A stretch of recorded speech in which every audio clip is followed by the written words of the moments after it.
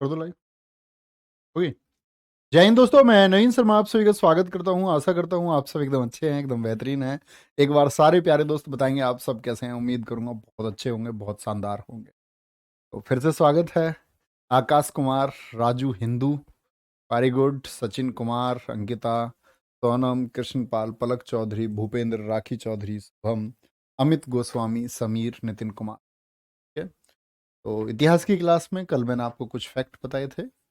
मैंने आपको बताया था भारत पर सबसे पहले जो आक्रमण हुआ, ठीक है, मुस्लिम आक्रमण, उसमें सबसे पहले अरब आए। ठीक है। अरबों कहां से आए प्यारे बच्चे? मैंने बताया अरब देशों में से सऊदी अरब उनका था।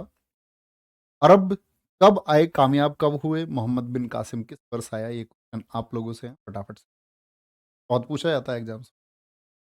मैंने बताया जब वो देश में आया तो उस समय दाहिर था, किस तरह दाहिर ने संघर्ष किया और अन्य स्थानीय शासकों का बहुत बड़ा सहयोग उसको नहीं मिला था, और इसके बाद उनके मंसूबे बढ़े। लेकिन एक गैप हुआ, भारतीय संस्कृति को कॉपी किया गया, बाहर बाजारों तक पहुंचाया गया। फिर 986 में मैंने आपको बताया सुबुक्तगीन आता है और राजा जयपाल के खिलाफ युद्ध करता है। सुबुक्तगीन के बाद में कौन आया? आपका गजनवी आया।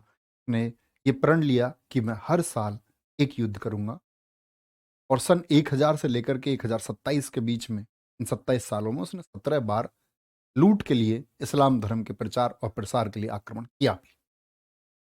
उसी कड़ी को आगे पढ़ना है। ठीक है। रोज की चीजें जो फैक्चुअल चीजें परीक्षा के लिए, वो आप पढ़ते रहिए और बाकी चीजें सीखते रहिए। बड़े ध्यान से सुना करो हमेशा। और आपके किसी भी कमेंट्स का जवाब देने के लिए प्यारे बच्चे इस क्लास में आई एम रियली सॉरी कि आप कुछ भी पूछेंगे। क्लास के अतिरिक्त कोई डाउट है, कुछ आपको लगता है मिस है, उसके बारे में पूछे, उसके अलावा कुछ। महमूद गजनबी, ये बातें हम कल कर चुके थे कि उसको यामीन उद्दौला, सबसे विश्वासी व्यक्ति खलीफा ने कहा। यामीन उल बिल्लाह, मुसलमानों का रक्षक उसको कहा गया। मूर्ति भंजक, मूर्ति तोड़ने वाला। भारत पर आक्रमण उसने 1000 में किया, कोई नतीजा नहीं हुआ। यहां देखेंगे पहला सफल आक्रमण महमूद गजनवी का जो होता है वो 1001 में। गजनवी कहे या गजनी कहे, एक ही बात है, कोई अंतर नहीं। कई बार बहुत सारे बच्चे समझते हैं कि गजनी अलग है, गजनवी अलग है। ये दोनों नाम एक ही हैं, क्योंकि गजनी इनकी जगह का नाम था। अफगानिस्तान के समीप वो जगह थी आपका गजनी। इस युद्ध को हम बोलते हैं वह हिंद का युद्ध, जयपाल वर्सेस महमूद गजनवी। और इस युद्ध में जो जीत हुई, वो जीत किसकी हुई? जीत हुई महमूद गजनवी। जयपाल का बेटा था एक आनंद पाल। आनंद पाल ने संधि कर ली गजनवी के साथ कि मेरे पिता को छोड़ दो और मैं तुमको कुछ हाथी भेंट में एक गिफ्ट के रूप में दे दूं। तो उन शर्तों को मान जाता है, क्योंकि गजनवी का कोई उद्देश्य सामाजिक रूप से अपने आप को यहाँ स्थापित करना या साम्राज्य का विस्तार करना नहीं था। वो यहाँ राजा बनने नहीं आया था, वो यहाँ कोई एम्पायर बिल्ड करने नहीं आया था। वो यहाँ सिर्फ और सिर्फ लूट के लिए आया था, और उनको जो चीजें मिले वो उनको मंजूर रहती। तो इसके बेटे आनंद पाल ने, जयपाल का जो बेटा था, अपने पिता को बचा लिया, कुछ हाथी दे करके, कुछ गिफ्ट दे करके। वो मान भी गए। लेकिन मैंने आपको कल भी बताया जयपाल ने क्या कर ली? आत्महत्या कर ली इसके बाद में। क्योंकि पहले सुबुक्तगीन से हारा, फिर महमूद गजनवी, दोनों बाप बेटों ने हराया जयपाल को।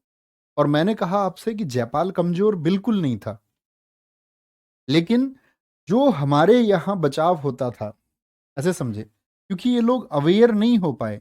अब ये जो सेना होती थी, ये अपने आसपास के पड़ोसी राज्य या पड़ोसी जो राजा था उससे सुरक्षा के लिए इतनी सेना ये रखते थे।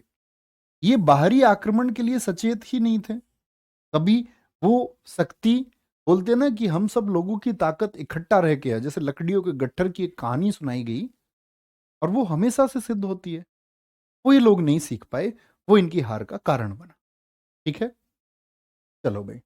सर, चचनामा के लेखक गलत बताए हैं आप। बेटा अश्विनी पांडे, ऐसी बातें ना करें। मैंने आपको चचनामा के लेखक कल अली अहमद बताए थे, और जो अबू नाम से लेखक मिलते हैं वो सरासर एक गलत नाम है। उसके बारे में गूगल पे बहुत भ्रामक जानकारी।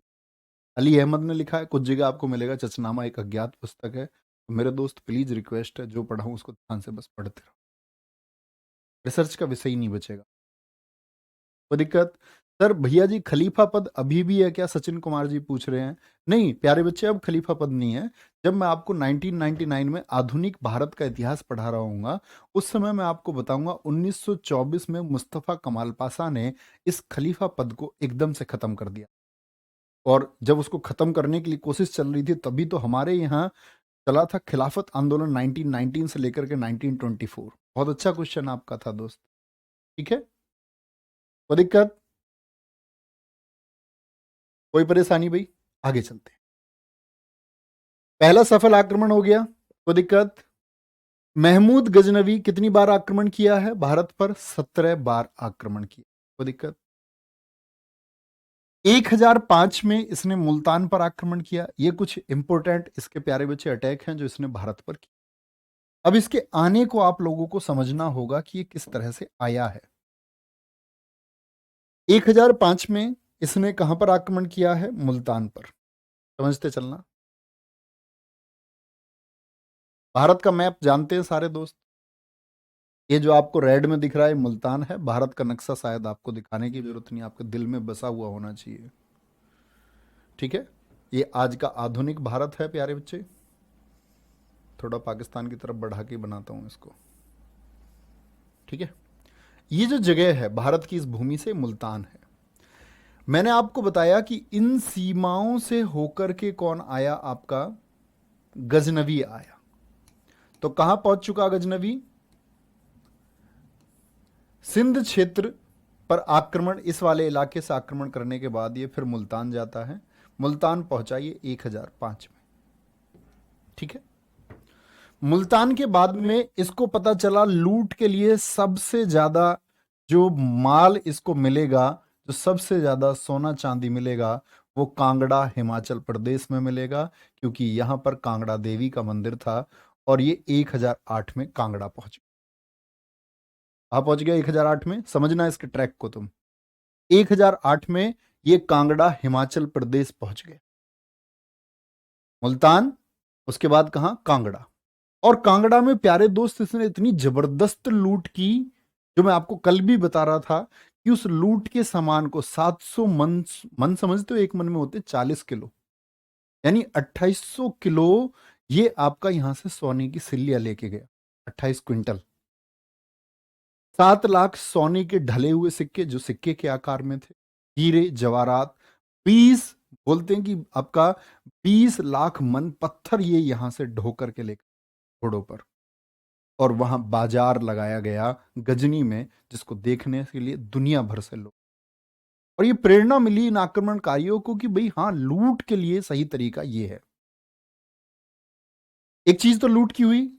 ये जो मुल्तान था, इस मुल्तान पे प्यारे बच्चे यहां थी एक भाटिया जाति। भाटिया या भातिया के नाम से जानते हैं, जिसका पूर्णतः धर्मांतरण करा दिया गया। जो हिंदू थे, इनको कन्वर्ट कर दिया गया मुसलमान।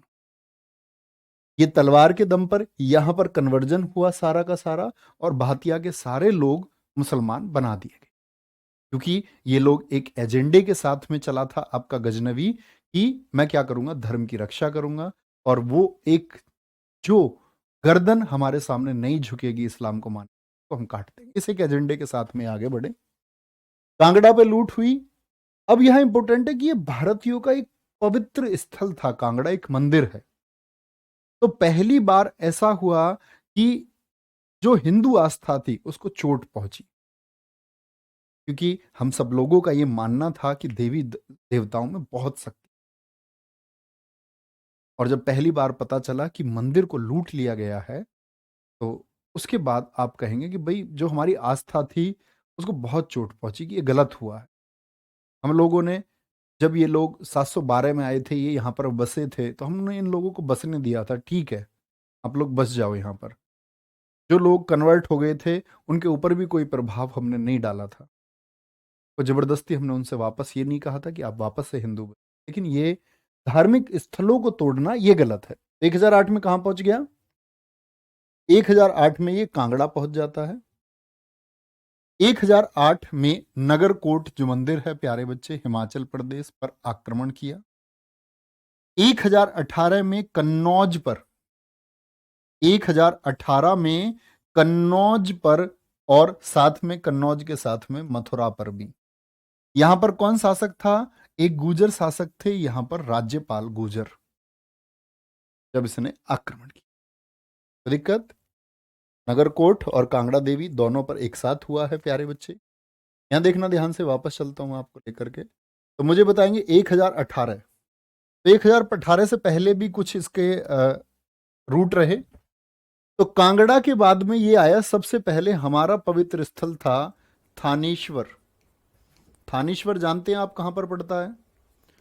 थानेश्वर जो हरियाणा में पड़ता है, यहां आता है ये 1012 में। ठीक है, 1012 में। और ये इतना पवित्र स्थल था, इसको हिंदू धर्म का मक्का भी उस समय समझा जाता था। यहीं के थे राजा हर्षवर्धन, जो बाद में कन्नौज गए थे। तो आप लोग समझना प्यारे बच्चे, ये इतना पवित्र था कि गजनवी को इतना पता चल गया था कि अगर यहां आक्रमण के बारे में पता चल गया तो आसपास के लोग इस बचाने के लिए, इसकी रक्षा के लिए भारी संख्या में आ सकते हैं। तो गजनवी ने अपने लोगों तक को नहीं बताया कि मैं आक्रमण करने जा रहा हूं, सिर्फ सेनाएं चलती रहीं। और कुछ ही समय पहले उसने आदेश दिया कि थानेश्वर को लूट लो। थानेश्वर की लूट के बाद में यूपी की तरफ बढ़ा, हरियाणा से बाद में। और यहां पर मैंने आपको बताया कन्नौज और मथुरा, भीषण लूट यहां पर हुई।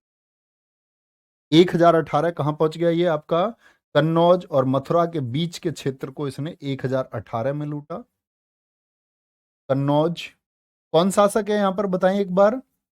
राज्यपाल गुर्जर, गुर्जर प्रतिहार वंश के शासक थे। मैं आपको बताऊंगा, कन्नौज के लिए एक त्रिपक्षीय संघर्ष हुआ था, पाल वंश, राष्ट्रकूट वंश और गुर्जर प्रतिहार के बीच, जिसमें फाइनल जीत हुई थी गुर्जर प्रतिहार वंश की। तो इस प्यारे बच्चे क्षेत्र में लगभग जितने 1000 मंदिर थे, 1000 टेम्पल तोड़ दिए गए। 1000 टेम्पल तोड़ दिए गए, उनको अपवित्र किया गया। 10,000 मंदिरों में ये लूट हुई।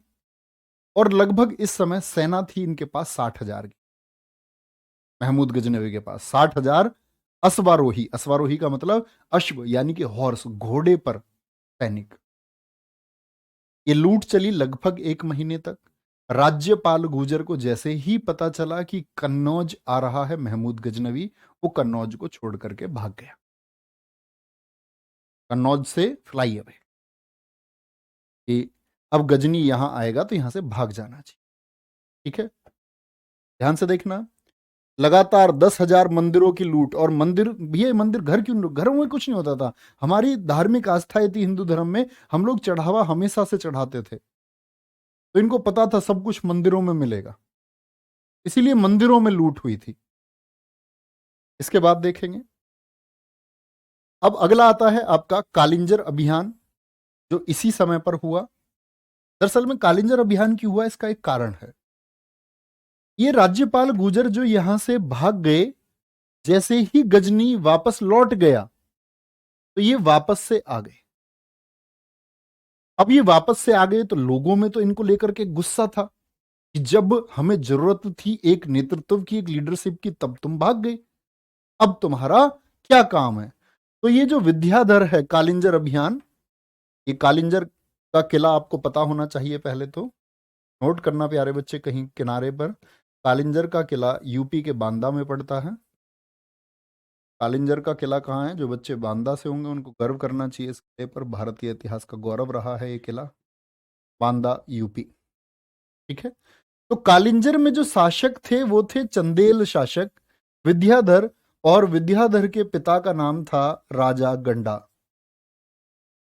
विद्याधर के पिता थे राजा गंडा, समझना बात को, ये चंदेल शासक हैं। तो इन्होंने जनता को भड़काया कि ये राज्यपाल गुर्जर जिस समय पर इनको ठहरना चाहिए था उस समय ठहरे नहीं।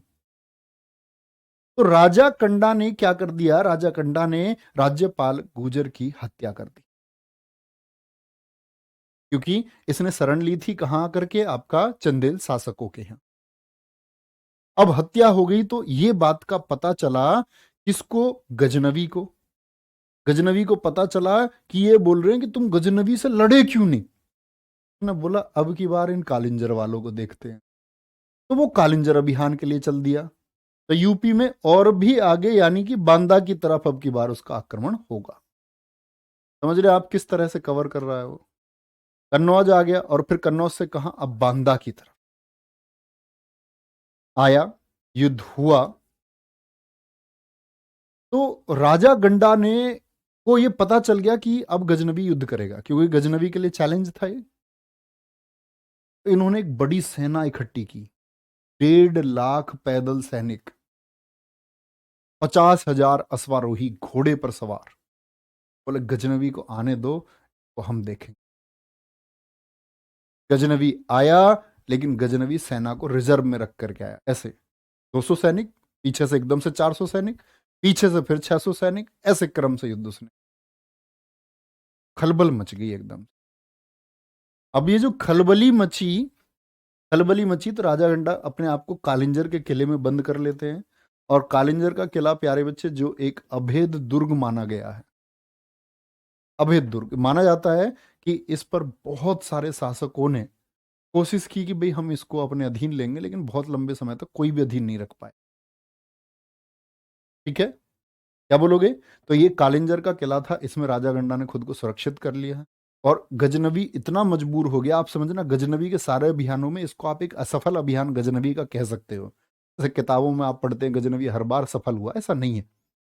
ये एक अभियान आप असफल कह सकते हो गजनवी को, क्योंकि गजनवी को यहाँ लूट का कुछ हिस्सा नहीं मिला। अब यहाँ लड़े तो लड़े कैसे, आप देख सकते हैं कैसे ऊंचाई पर स्थित है, लेकिन गजनवी ने वहां डेरा डाल लिया। तो ये विद्याधर जो है, जो उस समय चंदेल शासक थे, इन्होंने संधि की गजनवी से कि ठीक है तुमको कुछ दे देते हैं और निकल जाओ यहां से। तो उसको थोड़ा सा लालच, कुछ हाथी दे करके उसको वहां से रवाना कर दिया। ठीक है, कोई परेशानी इस बात में, कोई भी दिक्कत इस बात में प्यारे बच्चे एक बार बोलेंगे। चलो भाई, इसके बाद में 1025 16वां आक्रमण हुआ सोमनाथ मंदिर गुजरात पर। सोमनाथ प्यारे बच्चे जैसे हम पढ़ते हैं भगवान शिव के 12 ज्योतिर्लिंगों में से एक है, हमेशा से बहुत आस्था रही। और बोलते हैं हमारी आस्था पर ये दूसरा बड़ा आक्रमण हुआ। सोमनाथ के बारे में पता चल गया गजनवी को कि गुजरात में सोमनाथ मंदिर में बहुत सोना है। यहां उसने अपना अभियान किया, जो कहते हैं कि गजनवी के अभियानों में सबसे बड़ा अभियान था, सबसे बड़ा अभियान। इस समय पर यहां पर चालुक्य वंश के शासक भीम प्रथम थे। हिंदू आस्था को सबसे अधिक क्षति पहुंचाने वाला आक्रमण यही था जो सोमनाथ मंदिर पर हुआ, ये बात आपको पता होनी चाहिए। ठीक है, यहां पर दरअसल में गजनवी बहुत बड़ी सेना लेकर के नहीं आया। गजनवी लेकर के आया यहां पर 30K की सेना, 30,000। कितनी? 30,000 की सेना लेकर के आया। और तुम समझना 50,000 शहीद है सोमनाथ, क्योंकि सोमनाथ को बचाने के लिए लोग इकट्ठा तो होने शुरू हुए कि सोमनाथ को हम लोग बचाएंगे। लेकिन उसमें बहुत देर हुई। 2 सप्ताह तक गजनवी सोमनाथ में रुका। 2 दिन तक हमारे लोग आगे थे गजनवी से लड़ने में, लेकिन हमारे लोग प्यारे बच्चे तलवार और भाले से लड़ रहे थे, जिसको बहुत ज्यादा धार कह देंगे। और उसके लिए फरिश्ता इतिहासकार ने कहा है कि भारतीयों के पास अगर बहुत अधिक धारदार तलवारें या धनुर्धर या फिर तीरंदाज अगर उस समय होते, तो गजनवी या फिर मुस्लिम साम्राज्य का यहां पर अंत हो रहा। लेकिन भारतीयों के पास तलवारें पैनी तक भी नहीं थी, और गजनवी के पास 30,000 एक शानदार धनुर्धर और तीरंदाज थे। 2 सप्ताह तक सोमनाथ को लौटा गया। चमत्कारी तलवार, जिसका यह सिद्धांत था कि बहुत आस्था थी, जब सोमनाथ मंदिर की दीवारों को तोड़ा गया तो वो तलवार नीचे गिर गई। लोगों में हाहाकार मच गया। भैया ये लोग हाथी ही क्यों देते थे भैया, वो सबसे बड़ी विरासत मानी जाती थी इसलिए। तो क्या बोलोगे, सबसे बड़ा आक्रमण था। और अंतिम आक्रमण इसने 1027 में खोखरों के विरुद्ध किया था। खोखर एक जाति थी जो गुजरात से और सिंध के बीच में रहती थी। इसके कारण थे, कि जब ये सोमनाथ से आक्रमण करके गया, तो बीच में हमारे चौधरी साहब थे जाट, उन्होंने कहा जाओगे सारा सामान ले, इसके बहुत सारे सामान को रास्ते में लूट लिया, ले जाते हुए गजनवी मतलब लुटेरे को ही लूट लिया। अब गजनवी ने सोचा इनके खिलाफ और खोखरों के खिलाफ एक अभियान और करूं। ठीक है, ये बात याद रख ले। अंतिम आक्रमण 1027 में खोखरों के विरुद्ध किया और 1030 में क्या हो गई, इसकी मृत्यु हो जाती है, ये बात याद। ठीक है, इतनी बात समझ में आई कि गजनवी का टोटल सिलसिला रहा। अब यहां पर हमारे सीखने के लिए कुछ चीजें हैं। आप कहोगे भैया जो राजा गंडा थे उन्होंने तो इतनी सारी सेना इकट्ठी कर ली थी, आसपास के जितने भी क्षेत्रीय राजपूत आपके गुर्जर शासक उस समय के थे, जो उस समय के जाट शासक थे, उन्होंने स्थानीय लोगों ने जागीरदारों ने उनका बहुत सहयोग किया, फिर भी वो हार गए। इसका कारण था प्यारे बच्चे विश्वासघात। जो वो कालिंजर के किले तक उसको हरा दिया जाता, मैंने बोला ना राजा गंडा ने कालिंजर के किले में शरण ली, उसका कारण रहा सिर्फ और सिर्फ हिंदुस्तान ने ऐसे बहुत सारे जख्म झेले हैं जिनका कारण सिर्फ और सिर्फ क्या रहा, विश्वासघात रहा। चाहे वो बंगाल के नवाबों में मीर जाफर जैसे व्यक्ति ने किया हो या हिंदुस्तान के किसी भी अलग कोने में अन्य व्यक्ति। क्या बोलोगे, यहां पर ये अपनी मौत मरा है, स्वाभाविक मौत, इसकी हत्या किसी ने नहीं की है। कई बार लोग सोचते हैं कि इसकी हत्या किसी ने की थी, तो इसकी मृत्यु हो गई 1030 में, ये बात याद। गजनवी का समझे तो गजनवी के बारे में क्या इमेज आपकी बनती है। गजनवी की अभी कोई इमेज आपको बनानी नहीं है, हालांकि आप समझ गए होंगे गजनवी किस तरह का व्यक्ति था। पहले हम गौरी को पढ़ेंगे, फिर गौरी और गजनवी के बीच में एक कंपैरिजन करेंगे, क्योंकि कभी भी दो व्यक्तियों की जब तुलना होगी तभी पता चल पाता है कि बेहतर कौन है। इंडिविजुअल की बात करने से कभी नहीं। समकालीन लेखक, पर विश्वासघात किसने किया था? नहीं, बहुत सारे लोग थे, एक कोई व्यक्ति नहीं था। और स्थानीय लोगों ने जानकारी लीक की कि किस तरह से सेनाएं आ रही हैं, और बोलते हैं कि अपनी सेना को पीछे रिजर्व में रख करके इसीलिए गजनवी लड़ा क्योंकि उसके पास सूचनाएं गई थी। भैया वो विश्वासघाती मुझको मिल जाना चाहिए। यहां से आएंगे समकालीन लेखक, मतलब गजनवी के समकालीन लेखक कौन है? नंबर एक फिरदौसी, इसको बोलते हैं पूर्व का होमर। होमर होमर एक प्यारे बच्चे लेखक रहा है, और होमर की किताबें पढ़ता था Sikandar, the great Alexander. Sikandar महान का नाम सुना है? सिकंदर के जो गुरु थे अरस्तु, अरस्तु ने कहा था कि सिकंदर अगर तुम दुनिया को जीतना चाहते हो तो तुमको होमर की जो इलियड पुस्तक है उसकी किताबें अपने पास रहनी चाहिए, क्योंकि उसमें एक कविता थी, वो पोएट्री थी, और उसमें वीरता की कहानियां थी, वीरता के किस्से थे, वीरता के अगर हम बोले पद थे, उसको अपने साथ रखता था सिकंदर। तो जिस तरह से वीरता के ऊपर कहानी लिखी है यूरोप में होमर ने, उसी तरह पूर्वी, मतलब यूरोप के पूर्व में पड़ता है ना एशिया, तो एशिया में ऐसा एक लेखक हुआ है फिरदौसी, इसलिए इसको बोलते हैं पूर्व का होमर। इसकी पुस्तक का नाम है शाहनामा। बहुत पूछी जाती है किस भाषा में लिखा गया शाहनामा को, ये लिखा गया इसमें आपका फारसी भाषा में। लिखवाई है गजनवी ने ही। गजनवी ने बोला कि कोई ऐसी पुस्तक लिखो जो मेरे बारे में हो और मुझे पढ़ के मजा आ जाए। लिखा गया, इतनी मोटी पुस्तक बनी है। गजनवी ने बोला फिरदौसी तू पागल है, इतनी बड़ी किताब मैं पढ़ूंगा, मैं मर जाऊंगा पढ़ते पढ़ते, इतना समय कहाँ होता है मेरे पास।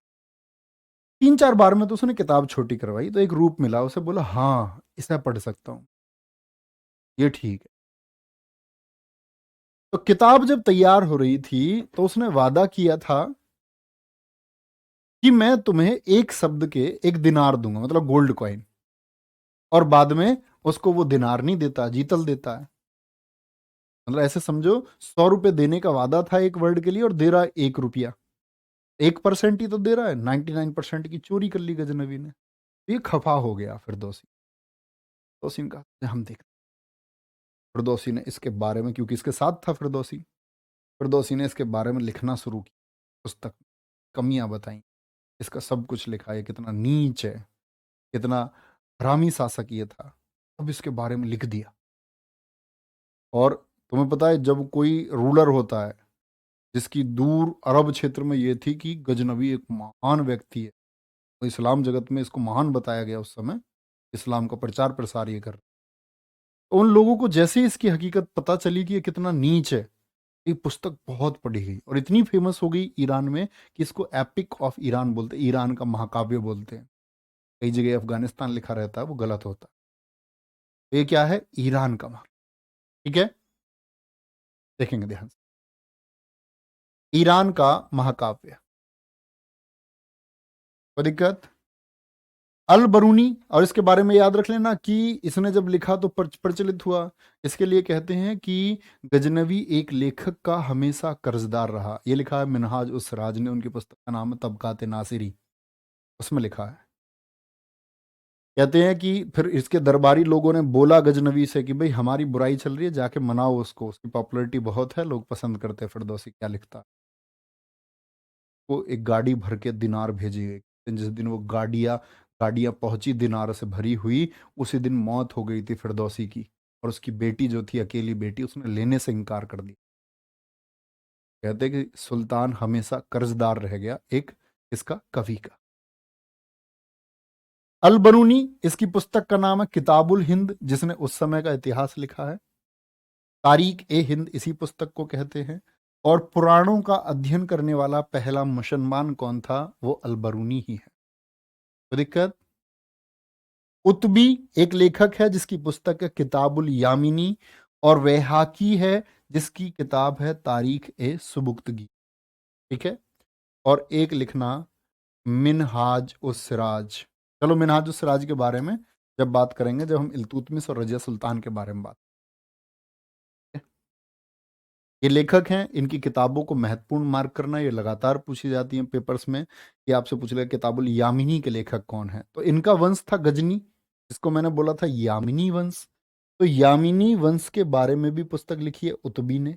यानी वो ये चार लेखक हैं जिनसे हमको गजनवी के बारे में काफी कुछ पता चलता। सूरज सिंह चंदेल कह रहे हैं भैया जी गुजरात के शासक भीम द्वितीय था। बेटा वो प्रथम है जब गजनवी का आक्रमण हुआ है। अभी मैं बताऊंगा आपको, भीम द्वितीय आएगा आपका, अभी आने दो गौरी को, तब बुलाएंगे, ठीक है। 1178 में बुलाएंगे उसको, दूसरा होगा। कोई दिक्कत? बोलोगे भाई?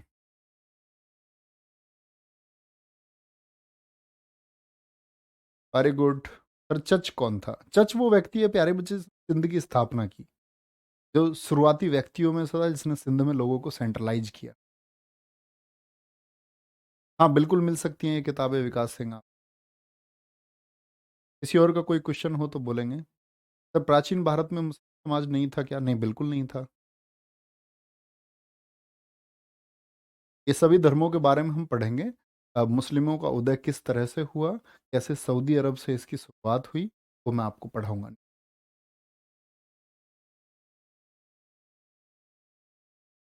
कोई परेशानी? इतनी बात समझ में आई गजनवी के बारे में सारी चीजें? कोई दिक्कत? मजा आ रहा है ना? बहुत ध्यान से पढ़ोगे तो मजा आएगा। मजा नहीं आ रहा है इसका मतलब है कि इसका कुछ भी मतलब आप लगा। अब आता मोहम्मद गोरी, जिसका नाम है सिहाबुद्दीन। इसी मोहम्मद गोरी को हम मोहम्मद साम के नाम से जानते हैं। कई बार पेपर में पूछा गया मोहम्मद साम कौन था, किसका नाम था? गौरी ही है। 1173 में इसको गौर प्रदेश मिला और 1206 तक गौर प्रदेश। गौर प्रदेश क्या था? गौर दरअसल में इनकी जनजाति को भी कहा गया। गौर प्रदेश जो अफगानिस्तान में था प्यारे बच्चे, वो इनको मिल जाता है, अफगानिस्तान वाला क्षेत्र। जैसे हम बात करें, मैं आपको दिखा देता हूं एक बार, क्योंकि इस वाले हिस्से पर देख पा रहे हैं आप, ये अखंड भारत है। अखंड भारत जिसका सपना आचार्य चाणक्य जी ने देखा था और उसको पूरा भी किया था। ये सीन 2 पे एक बार दिखा देना नवीन। तो देखो ये अफगानिस्तान वाला जो गौर प्रदेश था, यहां पर मोहम्मद गोरी कब शासक बना? 1173 में। अब आपके दिमाग में एक बात आएगी, भैया गजनवी की मौत हो गई थी 1030 में, उसके 150 वर्षों तक क्या हुआ? गजनी के बाद में एम्पायर टूट गया छोटे छोटे में। सिंध वगैरह बहुत सारे ऐसे शासक थे, जैसे चंदेल शासकों ने, जो आपका कन्नौज के पास जितने भी शासक थे उन्होंने वापस से, गुजर प्रतिहार शासकों ने वापस से, ठीक है, गुजरात के शासकों ने फिर से वापस से अपनी अपनी जगहों को, जैसे जैसे गजनी वंश कमजोर होता गया, वापस से अपनी शक्ति पे वो लोग आ गए। और लगभग 150 वर्षों में इस गजनी साम्राज्य सिमटते सिमटते सिमटते सिमटते यहां गौर प्रदेश में आकर के खत्म हो गया 1173 में। जैसे ही गजनी प्रदेश खत्म हुआ, गजनी वंश का खात्मा हुआ, तो मौका मिला मोहम्मद गोरी, और मोहम्मद गोरी का बड़ा भाई दरअसल में गद्दी पे बैठा था, गयासुद्दीन, और उसी ने गिफ्ट किया मोहम्मद गोरी यानी अपने छोटे भाई को, क्या, छोटे भाई को गिफ्ट के तौर पे, यानी मोहम्मद गोरी को तो गजनी गिफ्ट के तौर पे मिला था। तो कहने की बात है, गजनी वंश के खात्मे के बाद में कौन आया आपका? मोहम्मद गोरी आया। मोहम्मद गोरी, गौर प्रदेश मिला। अब गोरी का भी मकसद क्या था? भारत पर आक्रमण। और ध्यान देना इस बात को, अब से पहले जितने भी लोग आए वो सिर्फ और सिर्फ लूट करने के लिए आए, वो इस्लाम का प्रचार प्रसार करने के लिए आए। ये ऐसा कूटनीतिक व्यक्ति हुआ जिसकी वजह से प्यारे बच्चे, भारत को विदेशियों का गुलाम बन करके रहना पड़ा। ऐसी इसकी कूटनीति। ये वर्ष बहुत खतरनाक वर्ष है। यहां से लेकर के फिर 1947 की तरफ भारत जकड़ता चला। भारत पर पहला आक्रमण इसने मुल्तान पर किया। मुल्तान समझ चुके हो कहां पर है, एक बार थम्स अप करें, क्योंकि मुल्तान पर आप कहोगे भैया गजनवी ने भी आक्रमण किया था, लेकिन गजनवी लूट करके वापस चला गया। अब सब कुछ क्या है, इनको गौर प्रदेश मिला, तो इनको भी एक्सपेंड करना है अपने साम्राज्य को। और इसका तो उद्देश्य क्या है? साम्राज्य बनाना। मुस्लिम साम्राज्य बनाने के लिए ये प्रॉमिस कर चुका है कि एक मुस्लिम साम्राज्य बनाएंगे। अब तक ऐसा किसी ने नहीं सोचा था। अब तक तलवार के दम पर धर्मांतरण कराया जा रहा था। अब तक उलेमाओं द्वारा शिक्षा देकर के धर्मांतरण कराया जा रहा था। लेकिन अब तक किसी ने यह नहीं सोचा था कि एक परमानेंट इस्लामिक राज्य की स्थापना होनी चाहिए। वो थॉट प्रोसेस पहली बार आया किसके? गोरी के माइंड। तो 1175 मुल्तान में इसने करमाती जाति पर यहां हमला किया, और सिया बौद्ध हुआ करते थे, जैसे सिया और सुन्नी मुस्लिमों में होते हैं, ऐसे सिया बौद्ध हुआ करते थे। एक प्रजाति थी बौद्धों की, उसको नष्ट कर दिया इस। बोला सब इस्लाम जो स्वीकार नहीं करेगा उसकी गर्दन काट दी जाए। तो बहुत बार पूछा था, गौरी का पहला आक्रमण कहां? मुल्तान पर 1175।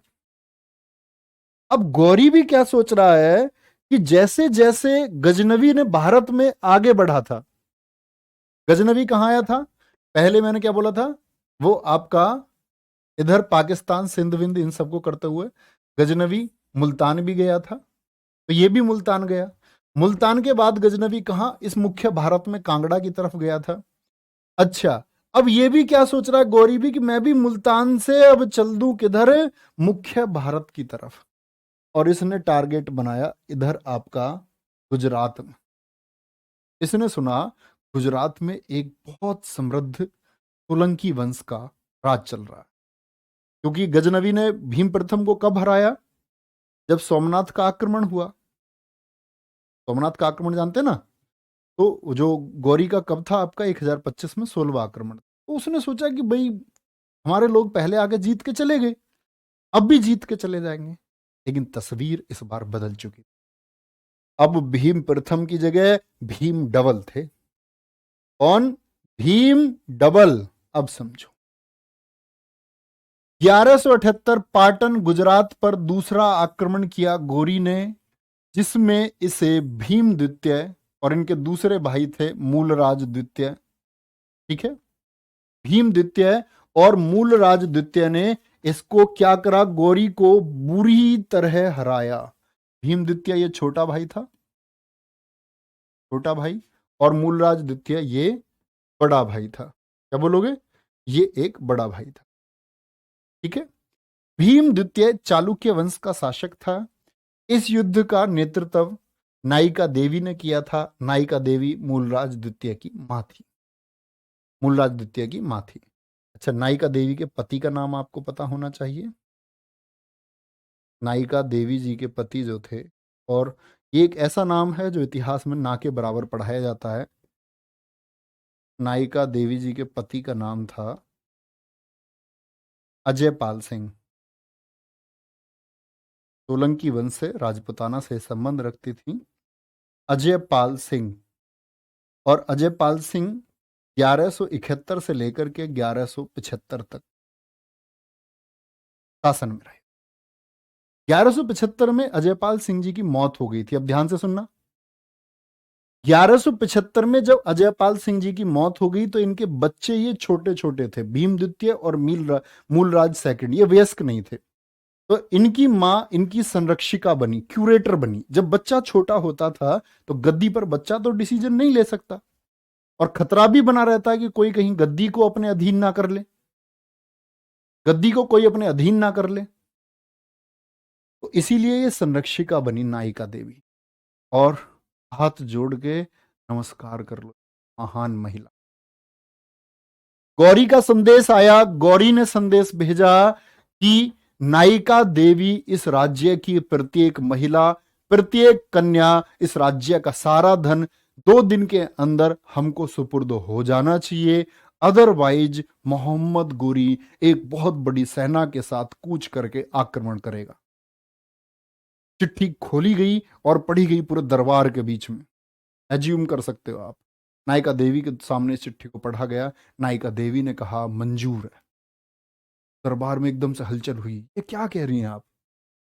उसने बोला ये एक चाल है, अपने नजदीकी लोगों को कहीं खबर। देखो ऐसे युद्ध, ये कूटनीति है।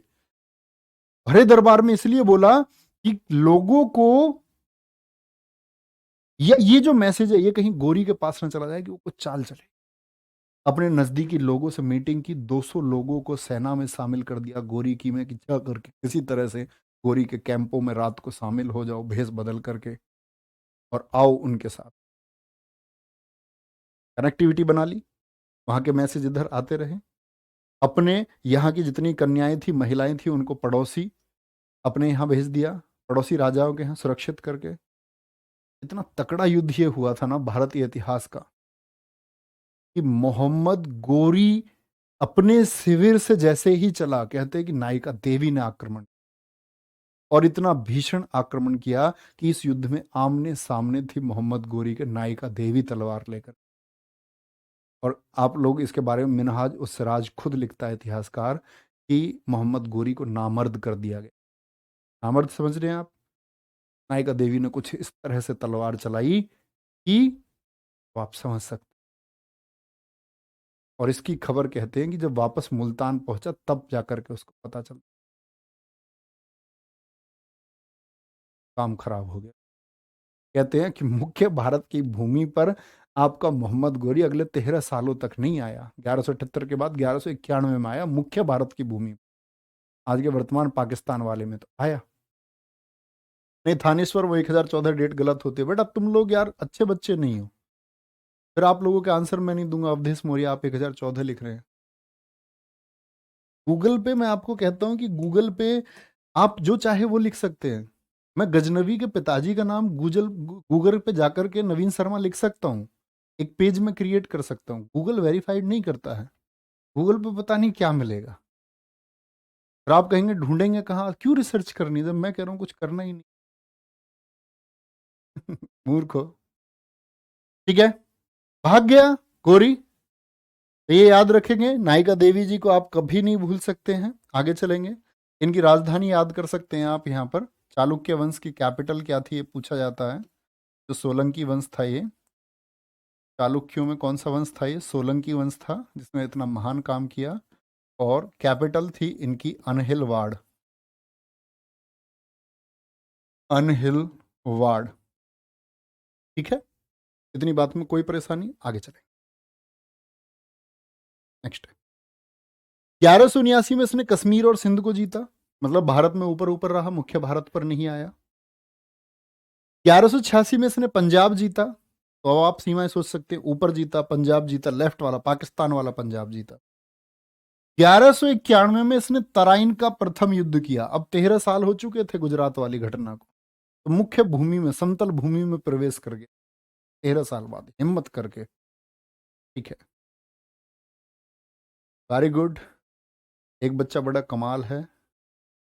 अंजलि गुप्ता कह रही है सर नायिका देवी कौन थी? नायिका देवी बेटा आपकी दादी माँ है ये। दादी जी, आपको गर्व करना चाहिए जब आप क्लास में ध्यान नहीं लगा रहे हैं। चलो छोड़ो, आपका जवाब क्यों ही अच्छे बच्चे को और डिस्टर्ब, कोई जवाब नहीं देंगे किसी का, आप कुछ भी लिखते रहें। ध्यान से आएंगे, तराइन का प्रथम युद्ध गोरी और पृथ्वीराज चौहान। बहुत सारे बच्चों के दिमाग में मिथ रहता है, अब बच्चे कहते हैं भैया बहुत सारे युद्ध पानीपत में क्यों हुए? भैया 3 ही तो हुए, तराइन तराइन में भी 3 ही हुए। भारत में हजारों युद्ध हुए हैं और अलग अलग हुए। ऐसा नहीं था कि भारत में 6 युद्ध हुए तराइन और पानीपत। तब आप पूछ सकते थे। मैंने देखा किसी को कह रहा था कि तुम्हें पता है सबसे बड़ा कारण क्या है कि वहां पानीपत में युद्ध क्यों हो रहे थे? एक तो स्पेस था वहां, और एक सीमाएं मिलने के बाद में सबसे अच्छी भौगोलिक स्थितियां वहीं थी युद्ध होने की, समतल वहीं था। ऐसा नहीं था युद्ध हर जगह हुए हैं, भारत के हर कोने पर युद्ध हुए। ये देखो ध्यान से, पृथ्वीराज चौहान जिनको राय पिथौरा और पृथ्वीराज तृतीय के नाम से जानते हैं, और उम्मीद करूंगा शायद एक भी बच्चा ऐसा नहीं होगा जिनको पृथ्वीराज चौहान जी का नाम नहीं पता हो। नहीं पता हो तो जान, भारत का गौरव है।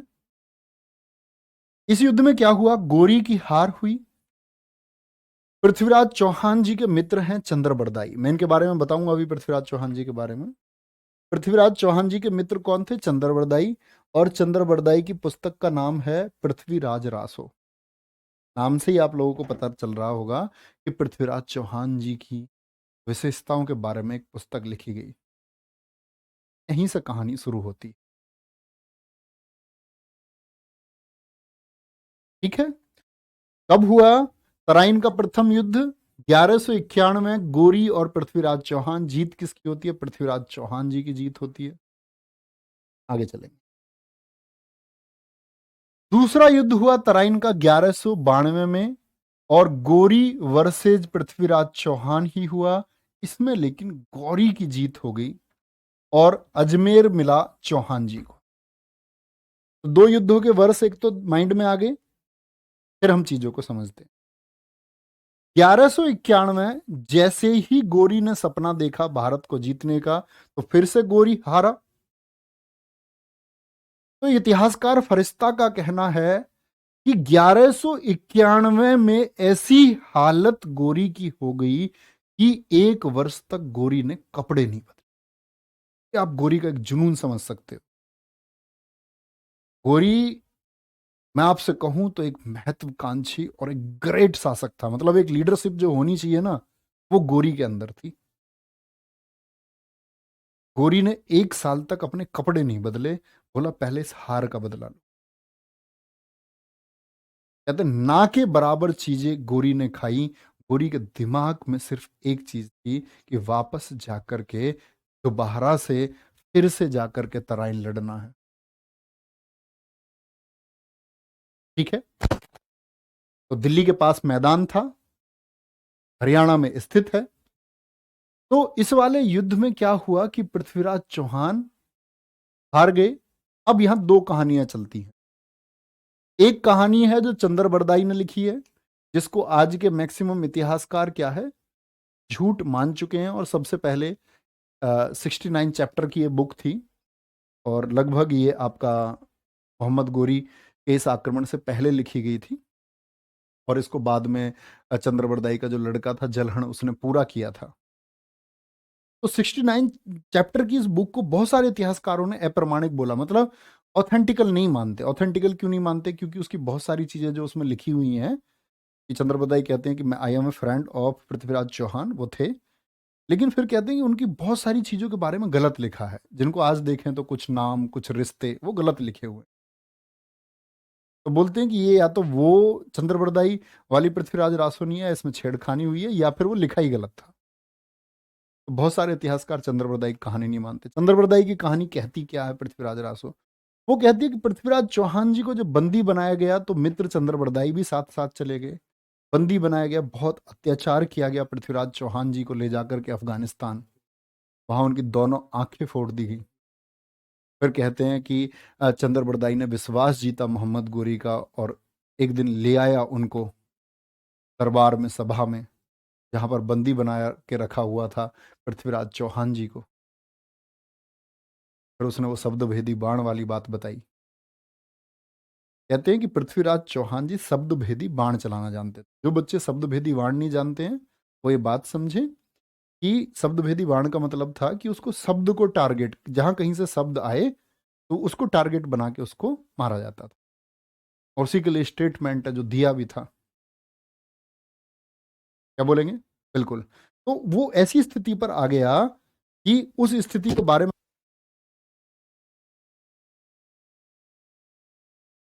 जिस स्थिति के बारे में प्यारे बच्चे ये भी कहा जाता है कि भाई अब ऐसी स्थिति आ चुकी थी कि चंद्रबरदाई ये मैसेज दे रहे हैं पृथ्वीराज चौहान को कि तुम्हारे सामने है गोरी, उसको मार दो। 4 बांस 24 गज अंगुल अष्ट प्रमाण ता ऊपर है सुल्तान मत चूको चौहान। मतलब सुल्तान ऊपर बैठा हुआ है और उसको दूरी बता रहे हैं, कितनी दूरी है कि शब्द भेदी बाण चला दो। कहते पृथ्वीराज चौहान जी ने शब्द भेदी बाण चलाया और मौत हो गई किसकी? गौरी की। लेकिन बहुत सारे आधुनिक इतिहासकार इसको गलत मानते हैं।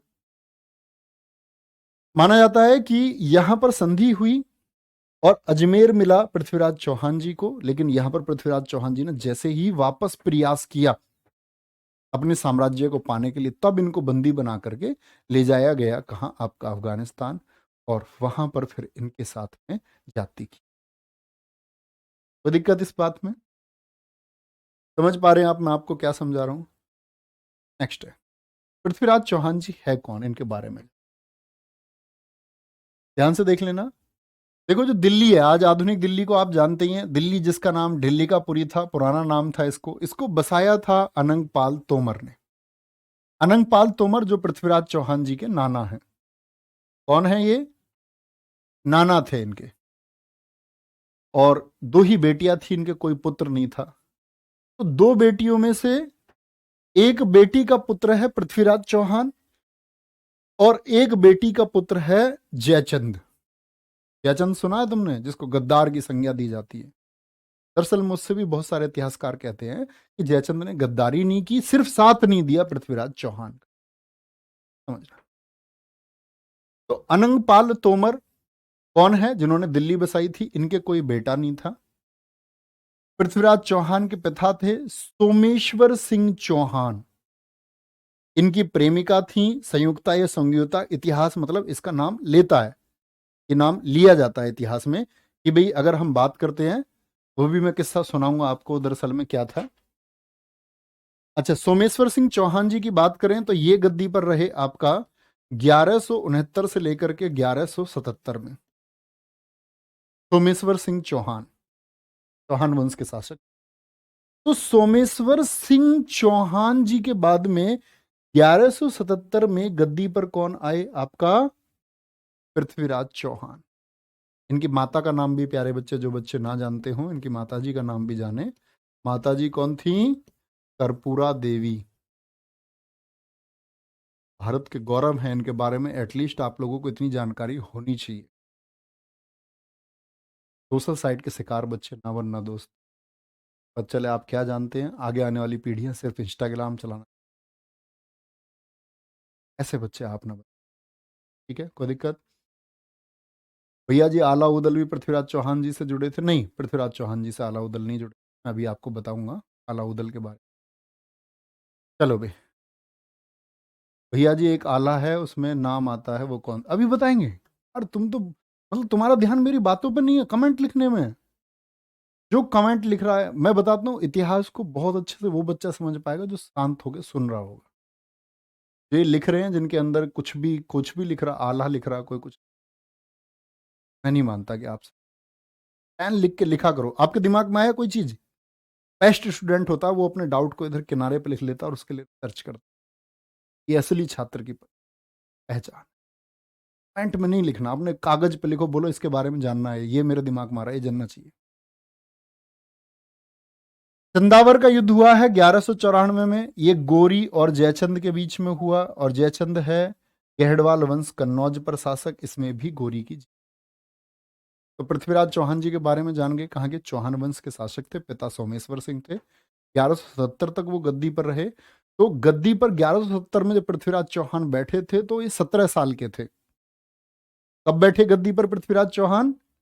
1177 गद्दी पर। और गोरी से इनका आक्रमण कब हुआ है? 1191। तो कितने साल के हैं ये बताएंगे। यहां ये 17 ईयर्स के थे। फटाफट से बोले तो क्या कहोगे भैया? 87 4 31 साल के। 31 साल के पृथ्वीराज चौहान जी की प्रसिद्धि इतनी थी, तो ये सुंदर बहुत थे। एक दिल्ली के आसपास जितना भी इलाका था, ये राजस्थान तक, एनसीआर जिसको हम बोलते हैं, सिर्फ एक बात होती थी, पृथ्वीराज।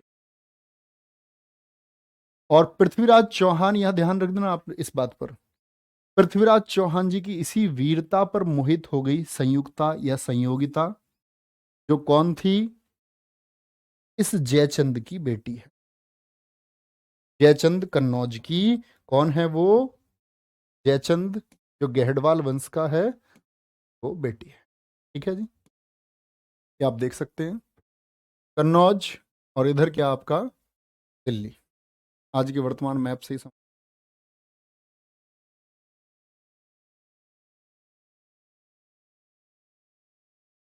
अच्छा, ध्यान दे रहे होंगे, सारी चीजें समझ में आ रही होंगी बहुत अच्छे से, इसीलिए कहते हैं इतिहास एक, अगर आप ध्यान से पढ़ते हैं। सबसे बोरिंग भी वही है। ये दिल्ली हो गया, यहाँ पृथ्वीराज चौहान है। और इधर कौन हो गए आपका? इधर हो गया आपका जयचंद। जयचंद की पुत्री है कौन? संयोगिता। आज संयोगिता प्यार कर चुकी है, दिल दे बैठी है। किनको? पृथ्वीराज जी को। कह रही है मुझे शादी किससे करनी है? पृथ्वीराज चौहान तृतीय से करनी है, थर्ड से। अब जयचंद क्यों शादी नहीं करने दे रहे हैं, उसका कारण है, क्योंकि ये एक एक बहन के हैं। एक बहन का पुत्र है पृथ्वीराज चौहान, दूसरी बहन का पुत्र है जयचंद। जो नाना थे इनके अनंगपाल तोमर ने, उन्होंने अपना उत्तराधिकारी घोषित कर दिया, किसको? पृथ्वीराज चौहान को। तो उससे बहुत ज्यादा चिढ़ है जयचंद को कि मुझे क्यों नहीं मिला, इसीलिए रिश्ता नहीं बना रहे। और राजघरानों में ऐसे रिश्ते होते थे, तो इन्होंने मना कर दिया। तो जयचंद ने क्या कर दिया कि स्वयंवर तय कर दिया, किसका? संयोगिता का, कि कुछ राजकुमार आएंगे, तुम अपने राजकुमारों में से किसी एक राजकुमार को चुन लो और उसी के साथ तुम जाओगी। और सबको न्योता दिया स्वयंवर में, पृथ्वीराज चौहान जी को इनवाइट नहीं किया गया। और गेट पर पृथ्वीराज चौहान जी का एक डमी पुतला बनाया गया, ऐसे तलवार लेकर। जितने भी राजकुमार आए सब हंसे, हा हा हा, पृथ्वीराज चौहान गेट पर ड्यूटी दे रहे हैं। मतलब उपहास उड़ाने के लिए, मजाक उड़ाने के लिए पुतला बनाया गया। अब ये पुतला बनाया गया तो सभी हंस रहे हैं, लेकिन सच में उन्हें क्या पता थी। जैसे ही स्वयंवर चल रहा था, कहते उस स्वयंवर में उसी पुतले को माला पहना दी। प्रेम प्यार देखो तुम संयोगिता का, पुतले को माला पहना दी।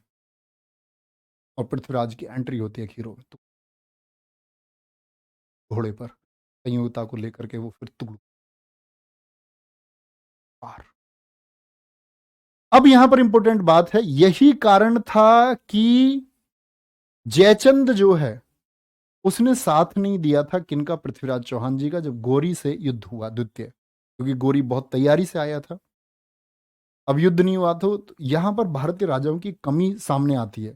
कमी ये सामने आई कि ये खुद को अलग अलग रखते रहे, कि मेरा क्या मतलब, मैं इसका सहयोग क्यों करूं, मैं इसकी मदद क्यों करूं। क्योंकि जयचंद को नहीं पता था कि ये आफत एक दिन तुम्हारे ऊपर भी आएगी। तो 2 साल बाद ही वो आफत किसके ऊपर आई? वो जयचंद के ऊपर आई, कन्नौज में। क्योंकि जब दिल्ली वाले क्षेत्र को जीत लिया गौरी ने, तो इसके बाद कन्नौज मथुरा वाले एरिया को इसको टारगेट बनाया उसने सारे को। और 1194 में इसको भी गौरी ने जीत लिया। कोई दिक्कत इस बात में? आगे मोइनुद्दीन चिश्ती तराइन के द्वितीय युद्ध में मोहम्मद गोरी के साथ आए, जो कि सूफीवाद के प्रवर्तक थे भारत में। मोइनुद्दीन चिश्ती, नाम सुना है आपने? मोइनुद्दीन चिश्ती अजमेर शरीफ में क्या है? दरगाह है, बहुत प्रसिद्ध दरगाह है भारत की। दरगाह कहाँ है? अजमेर शरीफ। अजमेर शरीफ कहाँ? राजस्थान में। अब ये सूफी लोग जो थे, ये संत लोग थे। अब ये सूफिज्म क्या है, सूफीवाद क्या है, ये समझें। मुसलमानों के दो पक्ष हैं प्यारे बच्चे, एक शिया और एक सुन्नी। सुन्नी वो लोग हैं जो मोहम्मद साहब की शिक्षाओं में विश्वास रखते हैं, और शिया वो लोग हैं जो मोहम्मद साहब के दामाद अली की शिक्षाओं में विश्वास रखते हैं। तो इन दोनों मतों के बीच भी कॉन्ट्राडिक्शन है, शिया और सुन्नी के बीच भी झगड़ा है। तो जो सूफीवाद था उसका काम था कि शिया और सुन्नी के बीच जो झगड़ा है उसको हम खत्म करें और बीच का जो गैप है उसको खत्म करें। तो सूफीज्म की स्थापना क्यों हुई? कभी भी आपके लिए प्रश्न आया सूफीवाद क्यों स्थापित किया गया था, तो आप क्या बोलेंगे कि शिया और सुन्नी के मतभेदों को कम करने के लिए। कोई दिक्कत इस बात में? Very good. गौरी जो है, गौरी सुन्नी शासक था। चिश्ती, अच्छा लिखा हुआ है, चिश्ती अजमेर राजस्थान में रहते थे, यहीं पर दरगाह है अजमेर शरीफ मोइनुद्दीन। मोहम्मद गोरी ने चंदावर युद्ध के बाद देवी लक्ष्मी के सिक्के चलवाए। बड़ा गजब काम किया इसने, इंटेलिजेंस का काम था। और समझना एक शासक कितनी बुद्धि का प्रयोग करता है, राजा बनने के लिए आपको कितनी चीजों का संतुलन बनाना पड़ता है। आप कहेंगे भैया ये तो मुस्लिम शासक है, फिर ये देवी लक्ष्मी के सिक्के क्यों चलवा रहा है? कहते हैं कि भाई आपको कोई प्रयास करना है, आपने वो प्रयास शुरू कर दिया, अगर उसके बारे में लोगों को पता चल जाता पूरे हिंदुस्तान को कि ये जो लोग आए हैं ये अब मुस्लिम साम्राज्य यहां स्थापित करने आए हैं, क्योंकि अभी तक लोगों को मैसेज किया था कि इससे पहले जो है वो लूट के चले गए, गौरी भी चला जाएगा वापस, लोगों का ये मानना था। तो यहां तक आते आते जब ये लगातार युद्ध लड़ रहा था तो लोगों में ये धारणा बनने लगी कि गौरी यहां ठहर सकता है। ऐसी आवाजें उठने लगी कि भाई अब से एक सेंट्रल लीडरशिप होनी चाहिए जो गौरी से भिड़े जा करके। तो यहां पर गौरी ने ये सिक्के चलवाए और बोला कि ये सिर्फ व्यवस्था परिवर्तन है, ये धर्म की लड़ाई नहीं, ये मुस्लिम साम्राज्य स्थापित करने की लड़ाई नहीं है, ये सिर्फ एक व्यवस्था परिवर्तन है, यानी सत्ता अब मेरे पास आई है, बाकी कोई अंतर नहीं है। ठीक है। और इन्हीं सिक्कों पर उसने अपना नाम मोहम्मद शाम लिखवाया। अब आप कहेंगे भैया आपने एक चीज बताई मोहम्मद शाम सिक्के के लिए कि उसने अजमेर दे दिया था पृथ्वीराज चौहान जी को शासन करने के लिए। जी हाँ, उसके सिक्कों पर एक तरफ मोहम्मद शाम और पृथ्वीराज चौहान भी लिखा हुआ मिलता। अगर पृथ्वीराज चौहान जी को बंदी बना लिया गया होता तुरंत, तो उनके नाम का सिक्का दूसरी साइड पर क्यों ही चलवाता गोरी? इसका मतलब कुछ समय तक उन्होंने शासन किया, ये उसके बारे में एक स्पष्ट सबूत मिला। ठीक है, कोई दिक्कत? आगे चलें, आगे ऊपर लिखेंगे संजय, संजय का कोर्स बंद करें और संजय के, हाँ कोर्स ब्लॉक कर दें इनको, मुझसे बात करें तब ओपन। मैं प्रयास कर रहा हूँ कि आपको कुछ सिखा पाऊँ, जो आपको छुपाया गया। वो कह रहा सर जी आप टाइम वेस्ट, तुम बेटा कुछ भी लिख के चले जाते हो, तुमको नहीं लगता किसी को पढ़ के हर्ट होता होगा? बताओ आप, मत किया करो भाई। तब मैं तुम्हें लेक्चर दूं इसके लिए 2-4 मिनट का, बाकी बच्चों मुझसे बात करना तब मैं आपसे पूछूंगा मैंने कहाँ आपका टाइम वेस्ट। ऐसे बच्चों को पढ़ने का हक भी नहीं। आगे आएंगे, नेक्स्ट। उत्तर भारत में एकता प्रथा चलवाई किसने? किसने चलाई थी? मोहम्मद गोरी ने। वेतन की जगह पर जमीन का टुकड़ा मिलता था। एकता प्रथा क्या थी? देखो पहले सैनिकों को वेतन मिलता था, लेकिन इसने क्या बोला, देखो एकता प्रथा के लिए हमेशा नाम आएगा इल्तुतमिश का, क्योंकि इल्तुतमिश ने बाकी अपने सारे क्षेत्र में चलाई। लेकिन अगर कभी ये ना पूछे कि आपसे एकता प्रथा किसने चलाई, पूछ ले उत्तर भारत में, नॉर्थ इंडिया में एकता सिस्टम किसने स्टार्ट किया था, तो मोहम्मद गोरी बोलेंगे। गोरी ने बोला कि मैं अपने लोगों को जमीन का टुकड़ा नहीं दूंगा, सॉरी वेतन नहीं दूंगा, जमीन का टुकड़ा दूंगा, और उस जमीन से वो सैनिक क्या करेंगे, अपना खेती वगैरह करके अपने परिवारों का पेट पालेंगे। ठीक है। 1203 ईस्वी में कालिंजर अभियान में चंदेल शासक परमर्दी देव को हराया किसने? गोरी ने। और दरअसल में कहते हैं कि इसमें गौरी का जो मुख्य सहायक था वो ऐबक था। कौन? ऐबक का योगदान इसमें सबसे ज्यादा था। ऐबक के योगदान से। इसी से बहुत खुश हुआ था गोरी। ऐबक गोरी का एक दास है जो बाद में शासक बनेगा और भारत पर इस्लामिक साम्राज्य की स्थापना भी। अब कुछ बच्चे पूछ रहे थे आला उदल, देखना ध्यान से। ये आला उदल सेनापति हैं प्यारे बच्चे, चंदेल शासक परमर्दी देव के। ठीक है, आला उदल, एक घोड़े पर एक हाथी पर। कुछ बच्चे कह रहे थे ना पृथ्वीराज चौहान के यहाँ रहते थे, नहीं, पृथ्वीराज चौहान को तो इन्होंने हर बार हराया था। 40 बार हराया था इन्होंने पृथ्वीराज चौहान को, और हर बार अपने गुरु के दिए वादे के अनुसार उनको छोड़ा भी था जीवित। आल्हा और उदल थे। कोई दिक्कत? तो बहुत अच्छा लग रहा पढ़ने में, बहुत बढ़िया सर। कलिंग और कालिंजर अलग अलग है यार, ये भी कोई बात है तुम्हारी? तुम पूछने लग जाओ सिकंदराबाद और सिकंदराबाद अलग अलग है। कलिंग उड़ीसा में है, क्या मतलब क्या है? कालिंजर आपका भी मैंने आपको बताया यूपी में है। हमारा बड़ा दिमाग चलता है। ठीक है बच्चे, मैंने आपको बता दिया है कि मेरी यूट्यूब पर हिस्ट्री की क्लासेस हैं भास्कर से। जिस बच्चे को शॉर्ट में हिस्ट्री पढ़नी है वो, जिसको यहाँ हिस्ट्री पढ़नी है वो। और टू मच थैंक यू उन सारे बच्चों को, प्यार दिया कि हम बहुत अच्छा इतिहास पढ़ रहे हैं। और जिसको लगता है कि शॉर्ट में पढ़ो, टेढ़े पढ़ो और उल्टे पढ़ो, सीधे पढ़ो, तेज बोलो, मंदा बोलो, उनसे मेरी हाथ जोड़ के विनती है प्यारे भाई, आपका ना कल कुछ हुआ था ना कल आने वाले कल में कुछ। क्योंकि जब आप ही ये स्वीकार कर चुके हैं कि आपके अंदर बहुत कमियां हैं जो मुझे यहाँ कमेंट सेक्शन में दिखती है, आपका कुछ हो भी नहीं सकता। बस मैं ये उम्मीद कर सकता हूँ कि आपका भविष्य उज्जवल हो, और जिसके मुझे बिल्कुल चांस नहीं दिखते। उन बच्चों को पढ़ने दो जो सिलेक्शन के लिए डिजर्व करते हैं, बीच में आकर के यहाँ रायता मत फैलाओ। अदरवाइज यहाँ एक लड़का बैठा हुआ है, मैं उसको आपके सामने बोल करके तो मैं अच्छा बन सकता हूँ, बाद में उससे बोल सकता हूँ इनके इनको दूर रखा करो, लेकिन मैं ऐसा नहीं बोलता। क्योंकि आप स्वतंत्र हैं, आपने एक भरोसा किया है, तो पढ़ो प्लीज़। ये सारी चीज़ें आपकी ज़िंदगी के लिए बहुत जरूरी। अब तक तुमने क्या सीखा? अगर तुम इंटेलिजेंट होते तो तुम कहीं काम कर रहे होते ना, कहीं। तुम क्या 12th क्लास में टॉपर थे अपने? नहीं रहे ना। आप 10th में टॉपर थे, आपको इक्का दुक्का बच्चा आप में से रहा होगा। तो तुम अभी तक एक एवरेज छात्र रहे, और आज भी तुम सीखना नहीं चाह रहे हो, तो तुम कितना अपने साथ धोखा कर रहे हो? सोचो जरा। यही वो मौका है कि कभी कोई आपको कुछ सिखाना चाहे तो दिल से सीखो, अदरवाइज आपका पागल हमेशा से बनाया गया था, स्कूलों में भी, आज भी बनाया जाएगा, और आपकी पूरी ज़िंदगी पागल बनाया जाएगा, और आप पागल बनते बनते अपनी ज़िंदगी ख़त्म कर दो। इसीलिए कोई व्यक्ति आपको कभी सिखाना चाहता है तो सीख, तो स्वागत करें। ठीक है पागल ना बनो। पागल बनोगे तो पागल तो हो ही।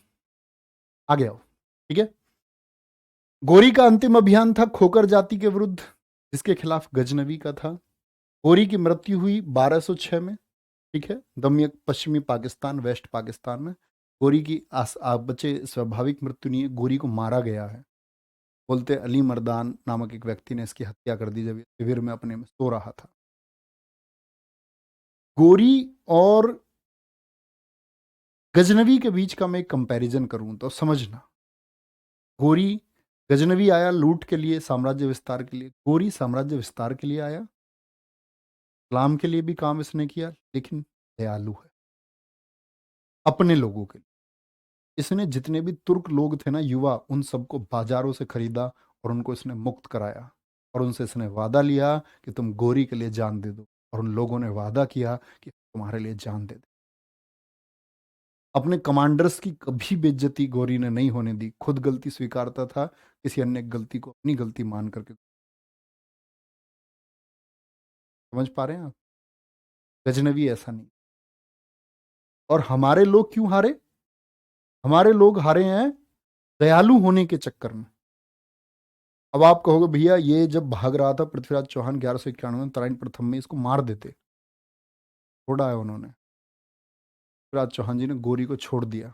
उसके ऊपर भी दो कहानियां। कहते हैं कि उसके सैनिक उसको खचेड़ते हुए घोड़े पर लेकर के भाग गए। एक कहते गोरी अधमरा पड़ा हुआ था वहीं मैदानों में, रात को लेके गए, छोड़ा गया था। हमारे लोग सच में दयालु रहे, और वो ये कह देते कि निहत्थे पर वार नहीं करना है, उसके एक सिद्धांत के साथ चले। तो गोरी की हत्या किसने कर दी? ये हत्या हुई थी अली मर्दान ने। नाम है, उसकी आपको आवश्यकता भी नहीं है, कोई व्यक्ति है। अब गोरी के दास थे, इनके बारे में हम कल से पढ़ेंगे, जिनके बीच में गोरी ने अपने साम्राज्य को बांटा, ठीक है, किन किन को दिया, और आगे भविष्य में इन लोगों के बीच क्या युद्ध होगा दिल्ली के लिए, और हम दिल्ली की तरफ बढ़ जाएंगे, ठीक है, दिल्ली सल्तनत फिर हम पढ़ेंगे। अपना ख्याल रखिए, बहुत सारा थैंक यू, प्यार भरा नमस्कार, बाय बाय, टेक केयर, जय हिंद, जय भारत।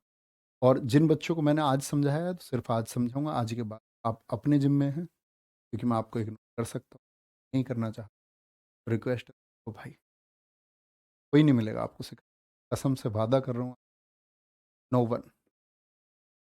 वनडे एग्जाम में तो कोई नहीं मिलेगा, यूपीएससी पीसीएस के लिए कोई पढ़ाई तो आपको पढ़ाई शायद, अदरवाइज वनडे एग्जाम में तो कोई, वनडे एग्जाम में सिर्फ फैक्चुअल फैक्चुअल पेपर तो बना ही दोगे। मेहनत करना सीखो, थोड़ा सा खुद को पास करो, ख्याल रखिए, बाय बाय।